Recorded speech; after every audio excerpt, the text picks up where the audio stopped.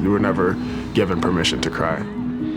And I think that's why like the work with the psychedelics and like therapy and mindset in its own has been so powerful, because I've been able to take what was this like super hyper masculine dude that like wanted to just like put the pads on to go hit people, and been able to find my place in like finding a softer side.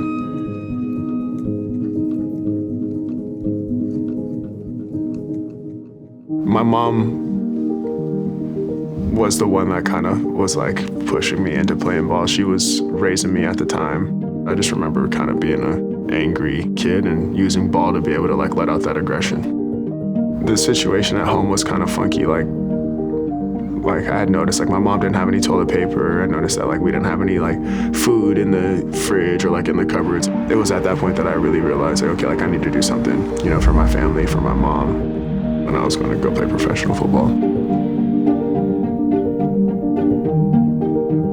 I think it was really just after signing my second deal, I got to that point where like I did what I wanted to accomplish. You know, I had like bought my mom a house. I was like doing everything that I would like set out to do. And still was like waking up and just feeling like kind of empty.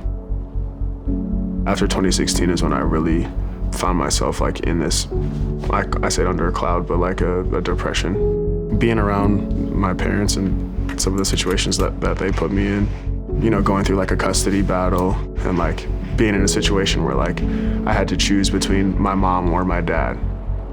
And just like shit like that you go through.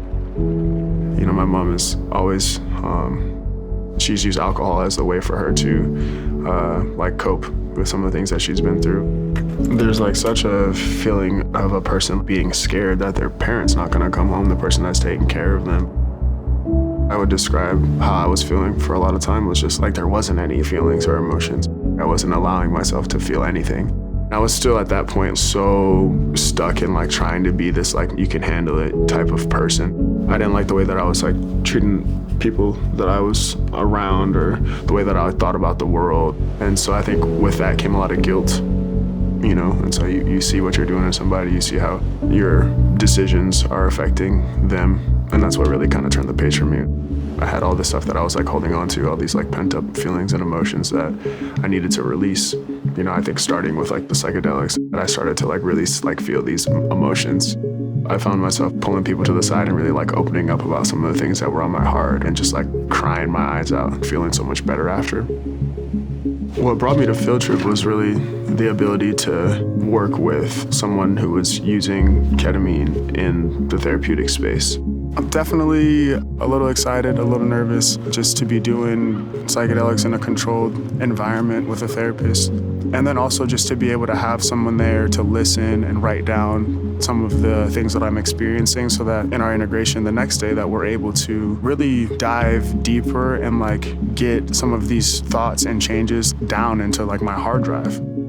As I started to really like feel the ketamine kicking in, that's when I started to like feel this like sense of energy in my chest. That kind of feeling for me, I related to like being young and knowing when like something bad is gonna happen, like your parents are about to fight, or you just feel this intenseness coming, this like anxiety and stress. And it was so built up that it just like sat on my chest. And once I was able to like free myself and let go, it was like all like dissipated.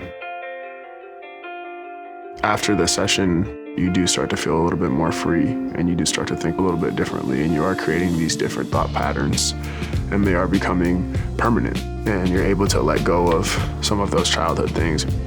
To be able to break those types of thoughts and patterns in the brain has made my life a lot more like smooth and joyful.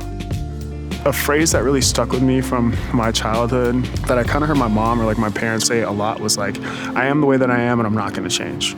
It's kind of a scary way to live, right? If you're not changing and growing and transforming, then what are you doing? I think there's the possibilities that are out there with psychedelics and ketamine. I feel like the experience gives me confidence in being able to tell people that this is something that I think that they could possibly use to help themselves, whether that be dealing with addiction or any type of trauma, anxiety, and transformationally in our lives as human beings. There is a way to have like more freedom in your life. you'll start to feel better. And that's coming from somebody who didn't think that they could feel this way. You don't have to be living, thinking, feeling the way that you do.